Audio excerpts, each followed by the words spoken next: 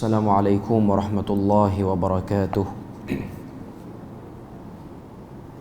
Innal hamdalillah nahmaduhu wa nasta'inuhu wa nastahdihi wa nastaghfiruh wa na'udzu billahi min shururi anfusina wa min sayyiati a'malina. Man yahdihillahu fala mudilla lahu ومن يضلله فلا هادي له. أشهد أن لا إله إلا الله وحده لا شريك له وأشهد أن محمدا عبده ورسوله. يا أيها الذين آمنوا اتقوا الله وقولوا قولا سديدا يصلح لكم أعمالكم ويغفر لكم ذنوبكم ومن يطع الله ورسوله فقد فاز فوزا عظيما. الحمد لله الذي بنعمته تتم الصالحات. ربنا آتنا من لدنك رحمة وهيئ لنا من أمرنا رشدا. اللهم آت نفسي تقواها وزكيها وأنت خير من زكاها أنت وليها ومولاها. Alhamdulillah, syukur pada Allah Azza wa Jal kerana dengan rahmat dan juga limpah kurnia yang Allah Ta'ala berikan dapat kita bersama pada malam ni menyambung lagi perbahasan daripada risalah Sahih Al-Qasasun Nabawi oleh Profesor Dr. Umar Sulaiman Al-Ashqar rahimahullahu ta'ala. Sambungan kita pada malam ni ialah pada kisah yang seterusnya, iaitu kisah berkaitan dengan Nabi Musa alaihi salam. Dalam tajuk yang diletakkan oleh penulis rahimahullahu taala ialah tajuk yang berbunyi Al-Hajarul ladzi farra bi thawbi Musa alaihi salam. Kisah batu yang telah melarikan baju milik Nabi Musa alaihi salam. Itu nama tajuk kisah kita pada malam ni. Maknanya cerita batu dia larikan pakaian Nabi Musa. Macam mana cerita tu? Seperti biasa, penulis rahimahullahu ta'ala sebelum dia masuk pergi kepada nas hadis, sebab cerita ini datang daripada beberapa buah kitab hadis.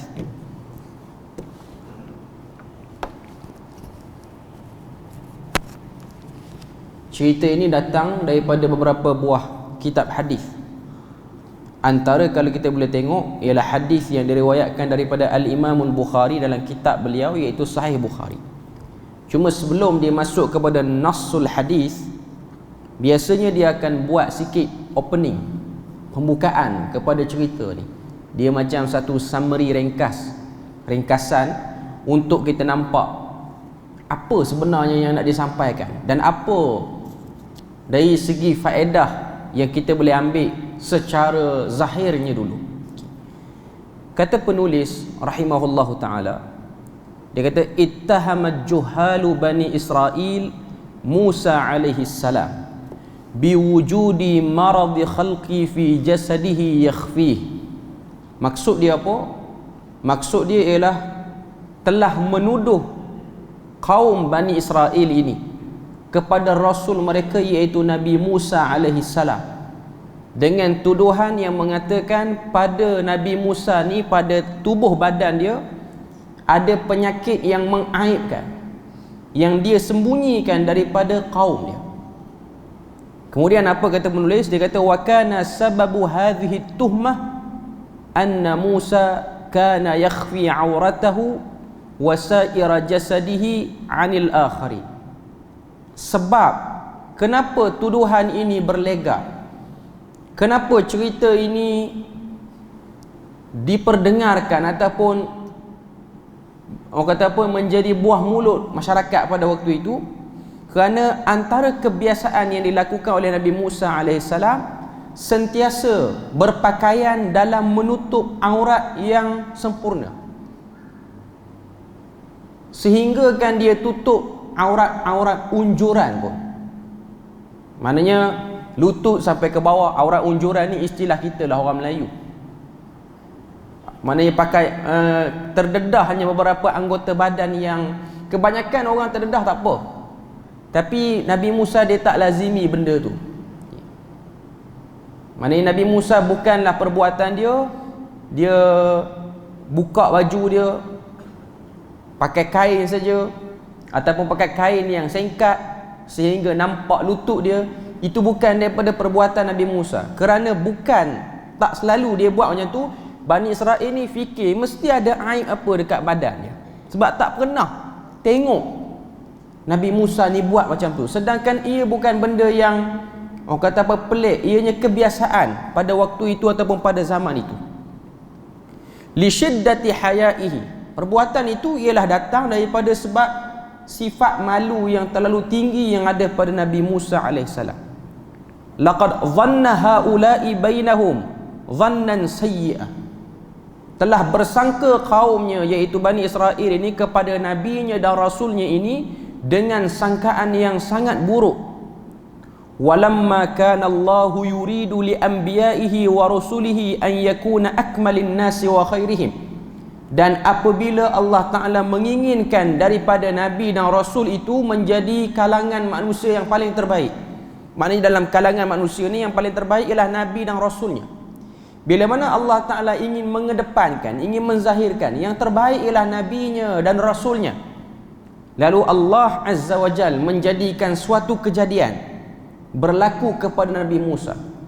Tujuannya ialah untuk menolak kebatilan, menolak tohmahan-tohmahan, menolak segala dakwaan yang telah disebarkan oleh Bani Israel, khususnya pada waktu itu. Antara yang Allah Ta'ala nak angkat pada Nabi Musa ni, tuduhan mengatakan dia ni ada aib pada tubuh badan dia. Lalu kita tengok dalam hadis yang dibawakan oleh penulis ni, ialah hadis yang diriwayatkan daripada Abu Hurairah daripada Sahih Bukhari. Dia sebut sini, dia kata wa bihi qala haddatsana Ishaq bin Nasr qala haddatsana Abdul Razzaq an Ma'mar an Hammam bin Munabbih an Abi Hurairah radhiyallahu anhu anin Nabi sallallahu alaihi wasallam. Sanad hadis tu dia kata daripada Ishaq bin Nasr menceritakan kepada kami, dan telah menceritakan kepada kami Abdul Razzaq daripada Ma'mar daripada Hammam bin Munabbih daripada Abu Hurairah radhiyallahu anhu daripada Nabi sallallahu alaihi wasallam. Kata Nabi, kanat banu Israel yaghtasiluna uratan yanzuru ba'duhum ila ba'd. Nabi kata dalam hadis ni, kebiasaan orang-orang Bani Israel itu apabila mereka mandi, mereka akan mandi dalam keadaan telanjang sehingga sebahagian mereka melihat sebahagian yang lain. Ini kebiasaan Bani Israel, dan kebiasaan ni bukan pelanggaran syariat. Memang di sisi syariat dia orang benar untuk tengok satu orang mandi telanjang sama jantina dengan dia. Ini syariat Nabi terdahulu, iaitu Nabi Musa. Tapi sama jantina, lawan jantina tak boleh. Sekarang tak boleh lah. Sekarang kalau buat macam ni, Jahannam banyak lah cerita dia. Okay. Sebab sekarang ni nak Jahannam bukan kata lawan jantina, satu jantina pun jadi kerja jugalah. Okay. Jadi zaman tu dia boleh tengok satu sama lain. Zaman kita ni adalah duk buat. Kita tengok kolam air panas di Jepun, macam itulah cara dia orang mandi. Dia orang bagi tuala kecil je. Tapi yang zaman Nabi Musa ni tuala pun tak ada, tak pakai apa, mandi dalam keadaan open, tapi diasingkan mengikut jantina. Okay. Lalu kata Nabi sallallahu alaihi wasallam, Nabi kata dalam hadis, Nabi kata wa kana Musa sallallahu alaihi wasallam yaghtasilu wahdahu. Nabi Musa ni bila mana dia mandi seorang. Dia tak mandi dengan orang-orang ramai. Dalam hadis ni kalau kita tengok, Nabi kata wa kana Musa sallallahu alaihi wasallam. Nabi bagi pangkat pada Nabi Musa ni dengan sallallahu alaihi wasallam. Dia tak sebut wa kana Musa alaihi salatu wassalam. Ianya khilaf di kalangan para ulama. boleh ataupun tidak berselawat dengan selawat yang sempurna kepada nabi lain atau rasul lain selain Rasulullah, iaitu Muhammad bin Abdullah, nabi akhir zaman? Jawapannya, boleh berdasarkan nabi sendiri yang telah selawatkan Nabi Musa. Maka Nabi Musa boleh untuk kita panggil dengan sallallahu alaihi wasallam juga. Tapi yang lebih masyhur dan yang lebih tepat ialah Nabi Muhammad sallallahu alaihi wasallam. Ada nabi-nabi, ada rasul-rasul yang tidak diberikan gelaran sallallahu alaihi wasallam ni, cuma diberikan dengan alaihi salam ataupun alaihimus salatu wassalam. Sebenarnya ia hanya dalam lingkungan khilaf, dia bukan mesti macam tu. Dia ada beberapa lafaz yang kita kena tahu bila mana kita sebut kelompok manusia ni, apa lafaz yang terbaik untuk menghormati dia orang. Kalau nabi dan rasul, kita susuli penyebutan nama itu dengan selawat.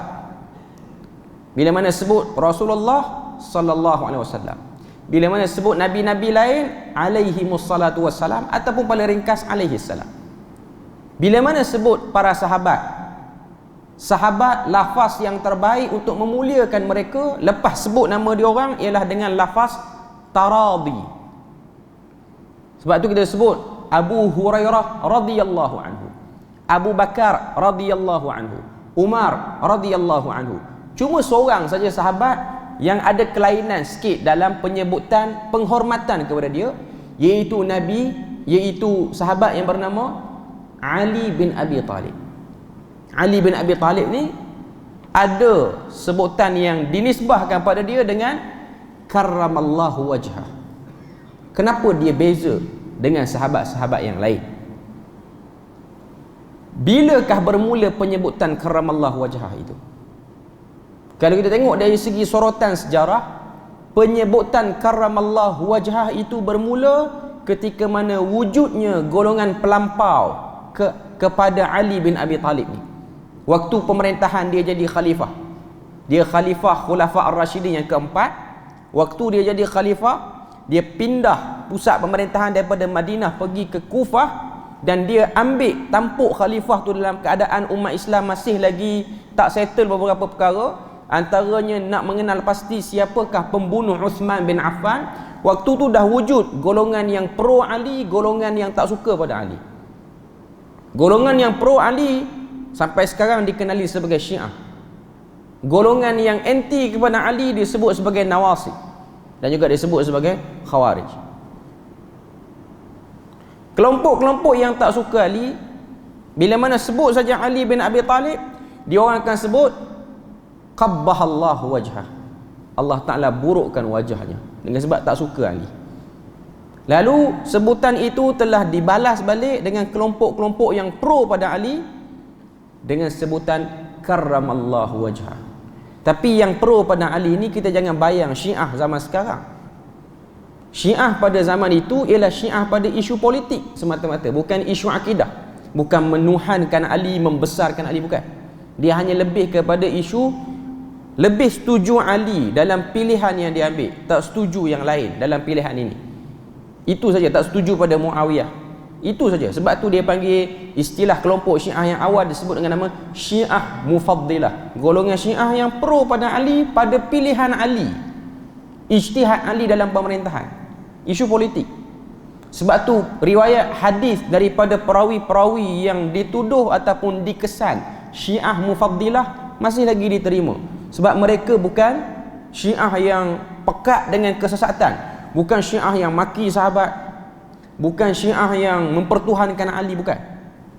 Mereka hanya golongan yang tak berapa setuju dengan kelompok sahabat lain yang pilih untuk berselisih dengan Ali waktu Ali telah dibai'ah sebagai pemimpin tertinggi bagi orang Islam. Itu saja. Sebab tu keluarnya karramallahu wajhah. Tapi yang tepat ialah radhiyallahu anhu juga. Karramallahu wajhah tu boleh sebut, tak kata salah pun, dan tak jadi Syiah pun sebut macam tu. Dia hanya lebih kepada kemuliaan yang berlaku dengan sebab konflik pada waktu itu, polemik yang berlaku. Lepas daripada At-Taradi, kemudian kita akan sebut untuk para ulama ataupun tabi'in yang datang kemudian, dengan at-tarahum, iaitu lafaz doa. Contoh penulis buku ni Dr. Umar Sulaiman Al-Ashqar rahimahullah, sebab dia dah meninggal. Kalau dia hidup kita sebut hafizahullah lah. Itu antara adab-adab yang disebutkan oleh para ulama bila mana kita nak sebut nabi, sahabat dan juga selepas pada sahabat. Okay.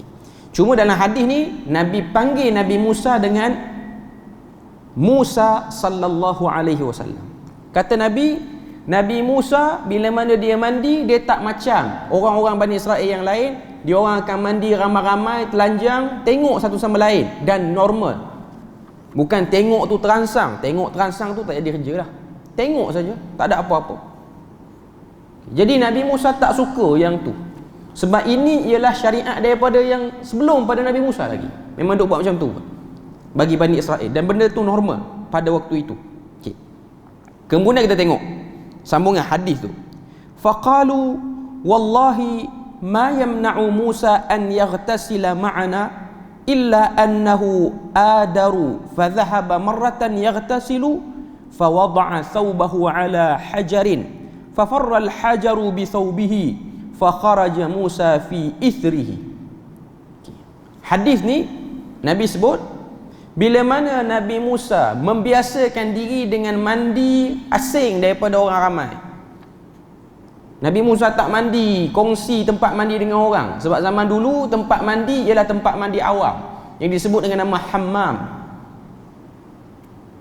Sampailah sekarang ni pun tradisi ni masih lagi ada bagi setengah negara. Antaranya ialah Turki dan juga Syria. Tempat mandi awam. Sebab zaman dulu tempat mandi awam ni dia sediakan air panas. Dulu orang tak ada water heater dekat rumah. Ini tempat-tempat negara-negara yang ada musim sejuk lah. Okay. Jadi bila mana Nabi Musa tidak melazimi mandi dengan orang, bukan tak melazimi, tak pernah pun, maka telah datang dalam pemikiran dan telah jadi cakap-cakap Bani Israel sehingga mereka kata, wallahi, demi Allah, ma yamna'u Musa an yaghtasila ma'ana. Apa yang menghalang Nabi Musa untuk dia mandi dengan kita-kita semua ni? Ni Bani Israel kata, illa annahu adar, melainkan Nabi Musa ni dia terkena satu penyakit hernia. Hernia ni apa benda tuan-tuan? Penyakit yang kena pada kemaluan lelaki, yang menyebabkan dia punya, orang kata apa, dia punya skrotum, apa saya tak tahu istilah dia, tapi buah zakar dia tu jadi besar daripada orang lain. Tak normal. Dia bagi kat Nabi Musa direct macam tu. Dia kata tidak ada sebab Nabi Musa malu nak mandi dengan kita ni, melainkan dia adar. Dia punya keranduk zakar dia tu besar, bengkak ke macam mana, istilah orang kampung dia adalah nama penyakit tu. Okay. Terus dia bagi macam tu. Okay. Kemudian nak jadikan cerita, Allah Ta'ala nak angkat, dan bila mana dia sebut macam tu pasti dia sebut dengan nada perli, sebut dengan nada merendahkan. Ini normal bagi mana-mana bangsa pun tuan-tuan. Mana-mana bangsa, mana-mana manusia, zaman mana pun, mereka akan ada masalah dengan orang yang lebih dari segi ilmu agama di zamannya ataupun di kelompoknya, di kalangan masyarakatnya. Tuan-tuan boleh bayang, pangkat Rasul ialah pangkat yang paling tinggi bagi kaum Bani Israel, bagi satu kaum. Tidak ada lagi orang yang lebih alim dalam bab agama melainkan orang yang dilantik menjadi Nabi dan Rasul. Dia ada ilmu agama yang mantap, dia ada akses untuk bersama dengan Tuhan, untuk mengadu dengan Tuhan, untuk berdoa. Tuhan bagi wahyu dekat dia. Okay. Kalau jatuh pada zaman kita, mereka ini ialah orang-orang besar yang ada kemuliaan, yang tak boleh kita ajak nak bersembang dengan dia, kita bersembang macam kawan-kawan kita. Walaupun mereka ini bukanlah mendambakan kepada penghormatan yang over daripada orang, tapi nak kata Bani Israel, bila mana ada saja masalah pada Nabi dan Rasul, ini penyakit turun-temurun zaman berzaman. Yanzuruna ila rusulihim wa anbiyaihim, tengok pada nabi-nabi yang diutuskan pada kelompok mereka, Bani Israel, ataupun Rasul daripada kelompok Bani Israel, bi'uyunit tahqir, dengan pandangan perli dan merendahkan. Tak ada lah dia nak fikir positif dulu. Dia mesti nak fikir buruk dulu. Ni tak ada ni. Nabi Musa ni mesti ada benda-benda aib kat badan dia. Lepas tu gelak ketawa ramai-ramai. Ini perangai Bani Israel. Sebab tu dalam Quran surah Baqarah setengah juzuk 1 membahaskan perangai Bani Israel. Antara perangai Bani Israel ni ialah suka cakap sama-sama antara perli dan puji dengan Nabi dia orang. Sebab tu dalam Quran Allah Ta'ala sebut dalam surah Baqarah, ya ayyuhallazina amanu la taqulu ra'ina wa qulu zurna wasma'u walil kafirina azabun alim. Wahai orang beriman, jangan kamu ikut Bani Israel bila mana datang arahan, terima satu order, satu arahan pada Tuhan melalui Rasul, lalu jawab ra'ina.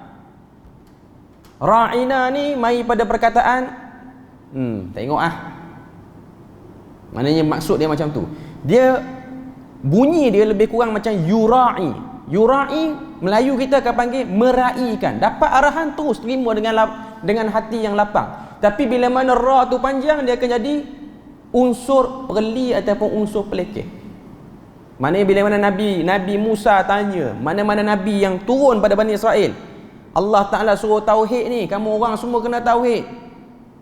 Iyalah. Tak apalah. Jawapan tu dingin.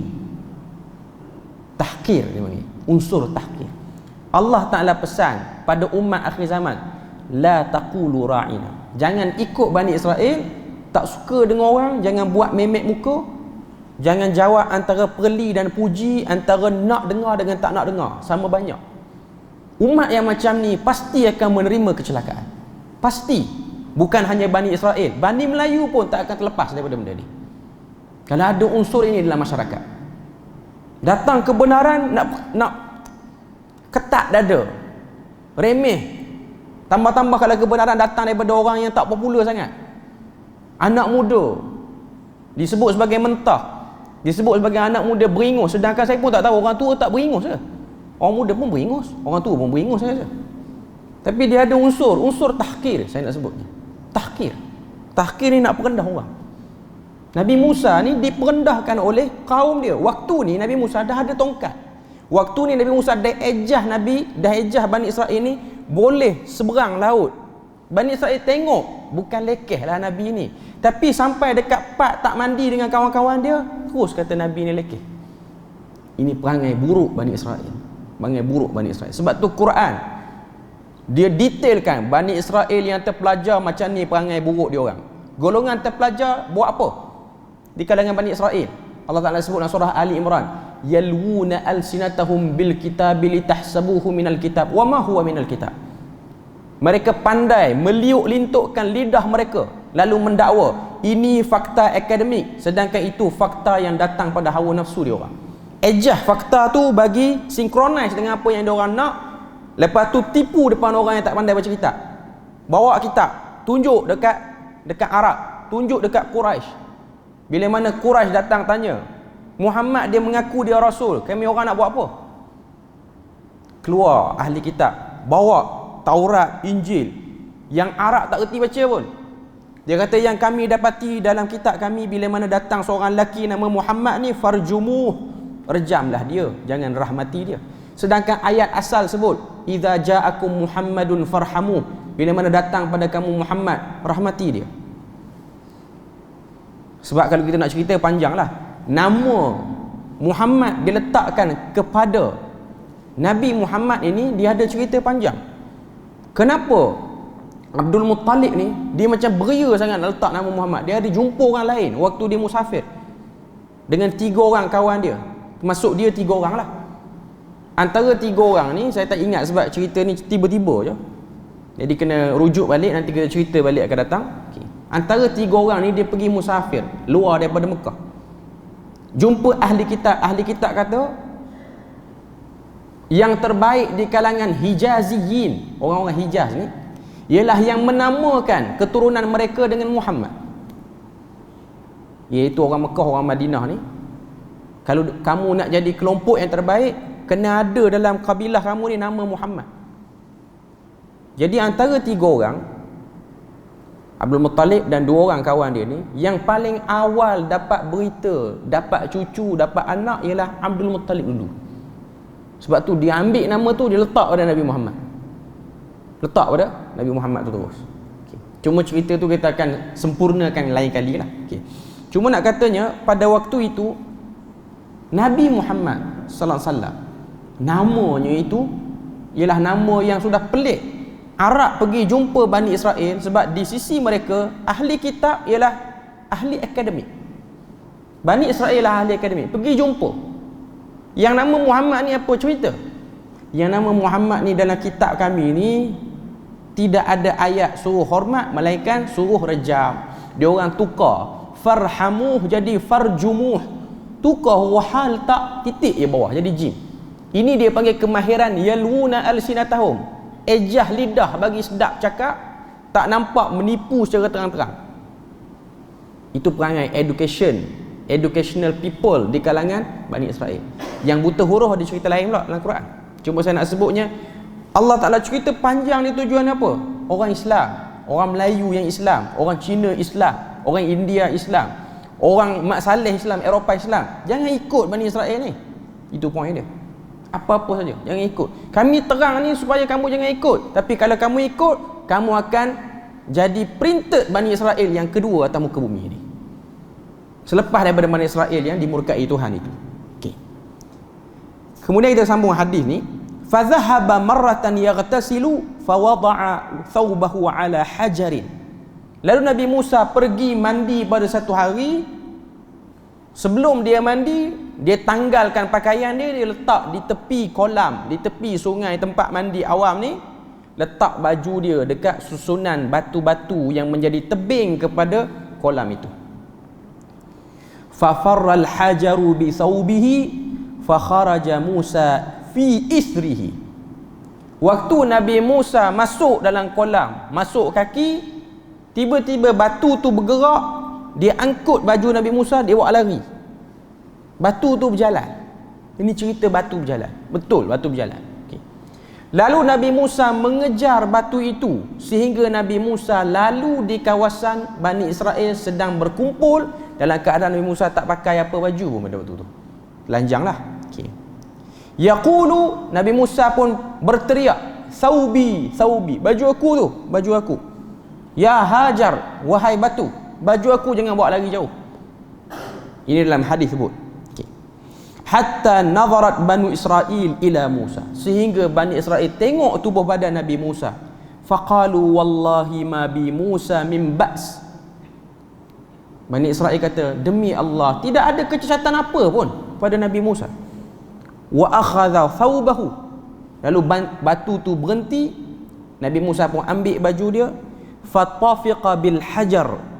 Lalu Nabi Musa ketuk batu itu dengan tongkat Nabi Musa daripada kayu itu, darban, dengan satu ketukan, satu pukulan. Faqala Abu Hurairah. Lalu berkata Abu Hurairah yang meriwayatkan hadis ini, wallahi innahu lanadabun bil hajar sittatun aw sab'atun darban bil hajar. Kata Abu Hurairah, sungguh pada batu tersebut terdapat bekas pukulan 6 atau 7 akibat daripada satu pukulan. Nak sebutnya Nabi Musa ni orang yang kuat. Dia pukul satu, tapi kesan di batu. Tuan-tuan boleh bayang, ini kayu pukul dekat batu. Kayu yang tumpat lah ni, bukan kayu habuk, kayu yang dimampatkan tu, bukan. Itu memang kayu. Perbahasan kayu pun ada cerita lain pula. Kayu apa Nabi Musa pakai untuk guna tongkat ni? Bukan Nabi Musa pakai, Allah Ta'ala bagi. Tongkat ni, asah maksudnya tongkat yang diperbuat pada kayu lah. Okay. Dia pukul sekali 6 kesan yang ada situ. Ini menunjukkan pada kita, pertama, Nabi Musa itu seorang yang elok tubuh badan dia, tidak ada apa kecacatan. Cuma dia ada satu sikap, dia malu nak buka benda tu pada orang, sedangkan benda tu tak salah. Nanti kita akan sebut. Yang kedua, kekuatan Nabi Musa. Tuan-tuan baca Quran dalam surah Al-Anbiya, cerita bagaimana Nabi Musa tolong Bani Israel yang dianiaya oleh orang Kibti. Dikatakan orang Kibti ni ialah askar kepada Fir'aun. Bergaduh dua orang, berkelahi dua orang ni. Nabi Musa datang, dia tolak. Dengan tolakan yang Nabi Musa rasa macam perlahan je, menyebabkan lelaki Bani Israel tu, lelaki Kibti tu mati, jatuh. Ini kekuatan Nabi Musa. Nabi Musa memang Allah Ta'ala beri pada dia kuat. Kita baca dalam tempat lain dalam Quran, waktu dia keluar pada Mesir, dia pergi ke Wadi Syuaib, ke Madian, berlaku berasak-asaknya orang nak ambil air sehingga dua orang anak Nabi Syuaib itu terkebelakang. Akhirnya dia yang tengah letih tu ambil air dengan kekuatan dia. Maknanya dia seorang yang kuat. Poin dia nak sebut dia orang yang kuat. Okay. Cuma balik pada cerita yang dia tolak satu orang Kibti tu sampai jatuh dan mati, dan akhirnya dia orang kata apa, dikejar oleh askar dengan sebab membunuh orang Kibti ni. Tuan-tuan tahu siapa yang report? Yang report dekat Firaun, yang tolak orang Kibti tu ialah Nabi Musa. Yang report tu Bani Israel. Yang report tu bukan orang lain yang tengok. Tuan-tuan tengok perangai Bani Israel. Nabi dia orang dah tolong dia orang daripada dianiaya oleh Kibti tu. Tapi dia punya tak minat dengan ikut Nabi ni, dia suka cari pasal, dia report dekat Firaun, dan akhirnya Firaun keluarkan arahan ligan Nabi Musa satu negeri nak cari sehingga dia kena keluar. Dan kes tu tak selesai waktu Nabi Musa patah balik semula ke Mesir, selepas Allah Ta'ala suruh pergi lagi jumpa Firaun. Dan Firaun bila mana tengok Musa, Firaun buka kes lama. Kamu tak payah cakap baik, kamu pernah ada sejarah bunuh orang pun. Cuma nak katanya Nabi Musa tu kuat. Okay. Kita tengok penjelasan daripada hadis daripada penulis. Dia kata apa? Nabi Musa alaihi salam satu orang yang sangat malu. Dan malu itu termasuk daripada akhlak yang mulia. Rasulullah sendiri bersifat dengan sifat malu, sehingga disifatkan Nabi itu sangat malu, melebihi daripada malunya gadis yang berada di dalam rumah. Malu ni adakah malu persis kelakuannya seperti pondan ataupun darai? Bukan malu macam tu. Malu sini yang lebih tepatnya sekarang ialah menjaga maruah, ataupun istilah dalam kalangan para ulama sebut khawarim muruah.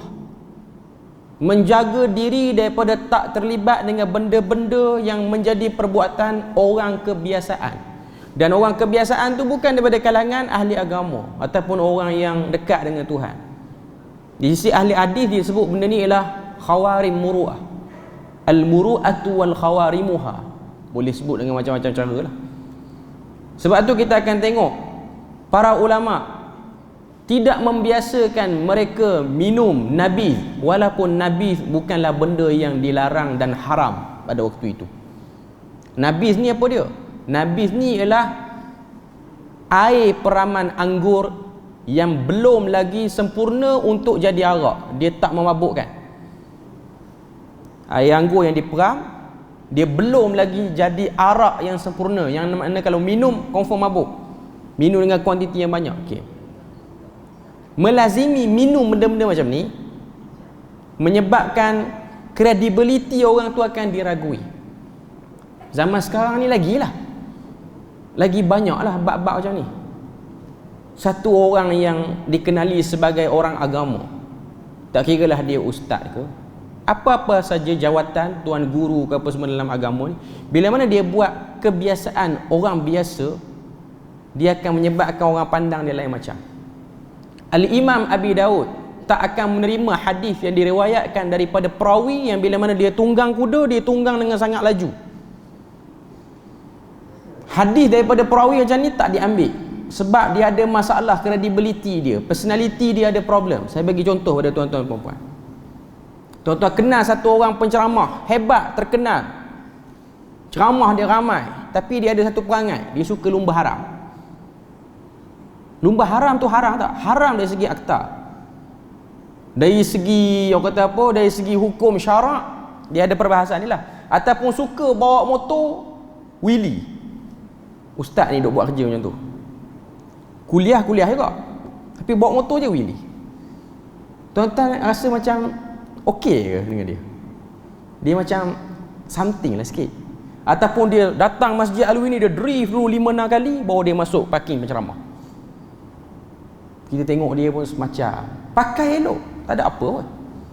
Yang ni dia panggil khawari muru'ah. Nabi Musa, tujuan dia tak nak mandi dengan orang-orang kebanyakan tu, macam tu lah.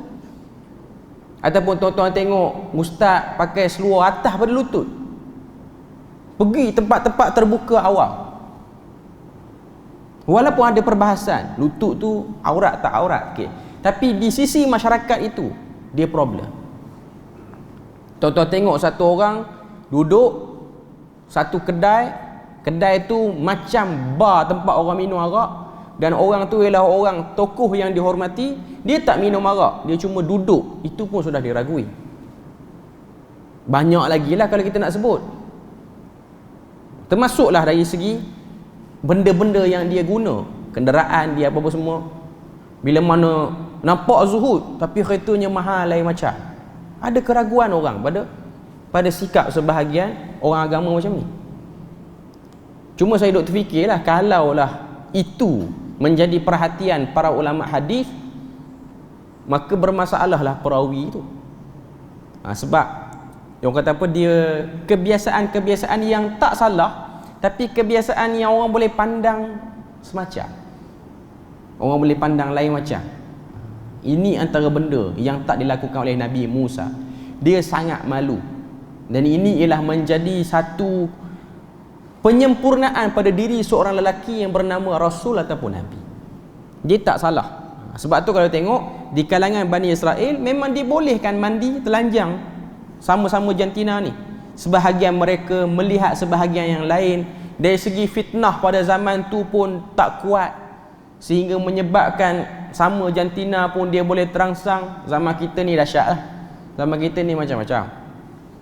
Tuan-tuan kena tahu, kecenderungan kepada sama jantina ni bukan hanya berlaku pada orang yang memang duduk di kelab-kelab malam, pada orang yang duduk di tempat-tempat yang sinonim dengan benda-benda macam tu, pada orang yang kita sebut darai ke pondan ke.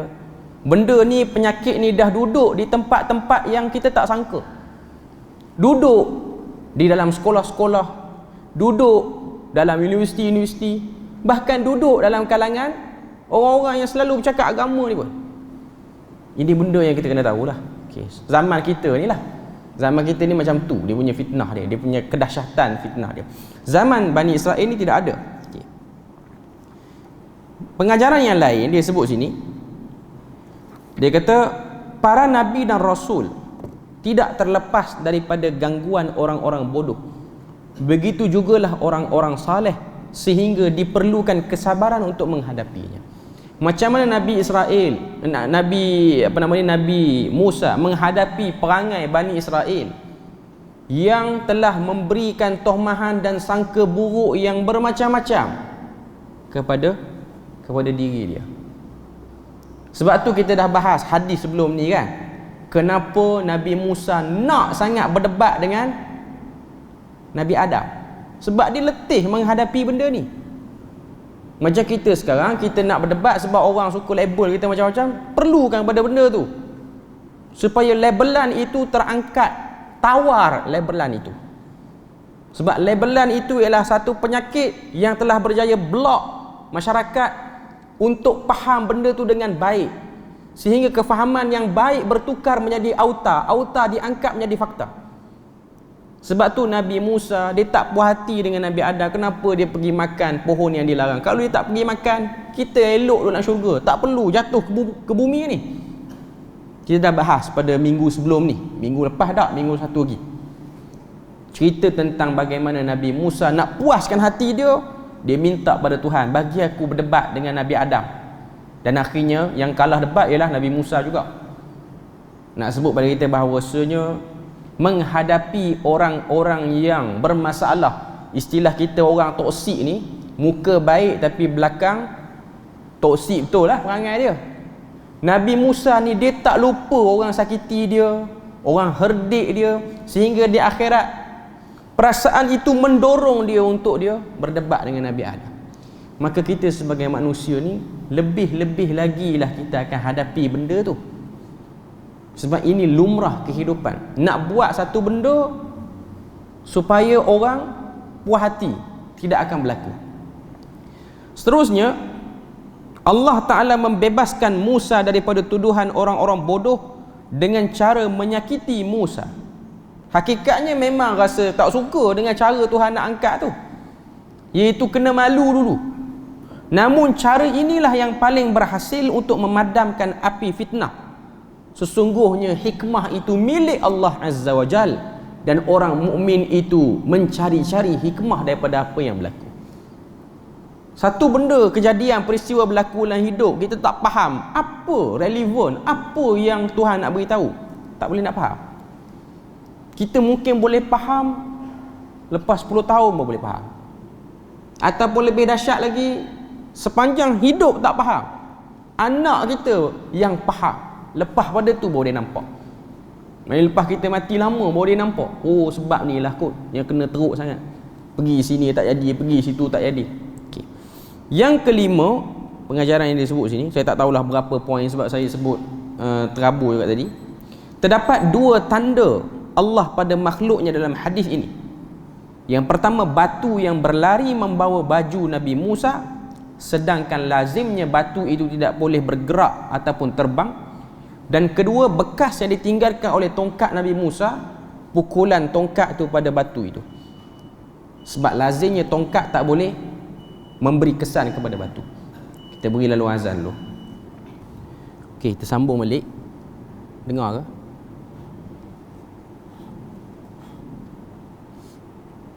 Okey, dengar. Tak dengar? Okey. Lambat sikit.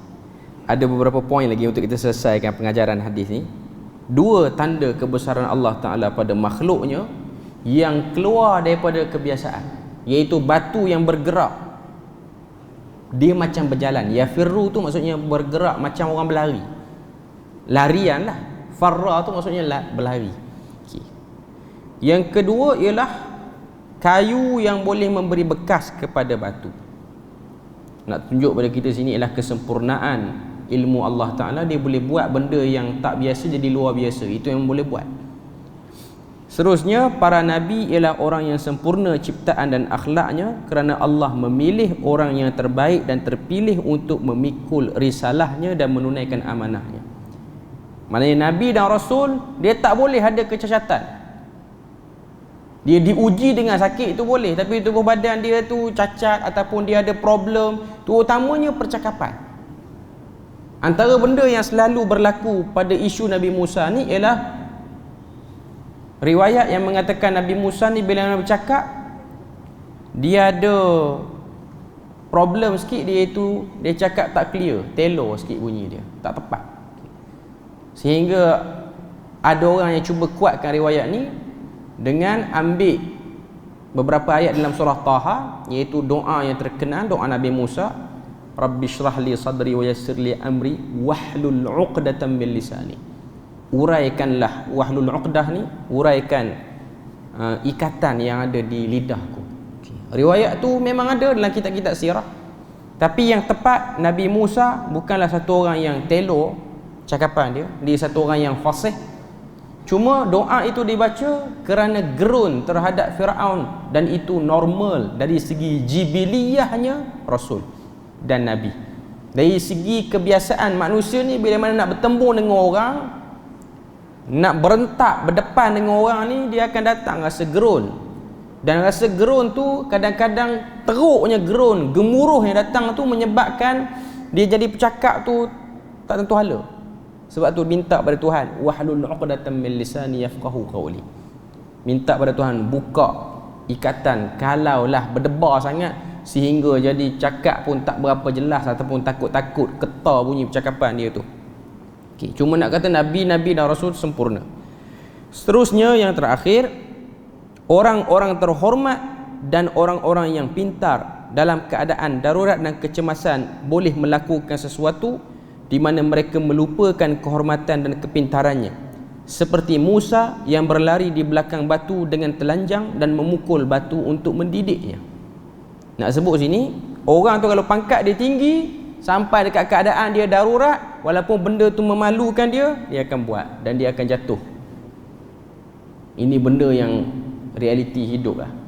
Bila mana dia desperate, dia tak kira dah orang kata apa dekat aku, yang penting dia nak buat benda tu. Ini berlaku pada Nabi Musa. Nak tunjuk pada kita, kita kena tahulah manusia ni dia akan terlibat dalam benda-benda yang darurat ni, dan waktu tu dia akan ambil capai je apa saja benda yang boleh dia buat untuk selesaikan dan keluarkan diri dia daripada darurat itu. Okay. Jadi alhamdulillah kita selesai perbahasan kita untuk kisah Nabi Musa yang telah dilarikan pakaiannya daripada sebuah batu ni. InsyaAllah pada kali akan datang kita masih lagi pada kisah Nabi Musa yang seterusnya, iaitu pertemuan Nabi Musa dengan malaikat maut. Itu kita akan sambung pada kali yang akan datang. Jadi kita berpada sini je. Moga Allah Ta'ala beri rahmat dan berkat. Subhanakallahumma wa bihamdik, asyhadu an la ilaha illa anta wa astaghfiruka wa atubu ilaik. Wassalamualaikum warahmatullahi wabarakatuh.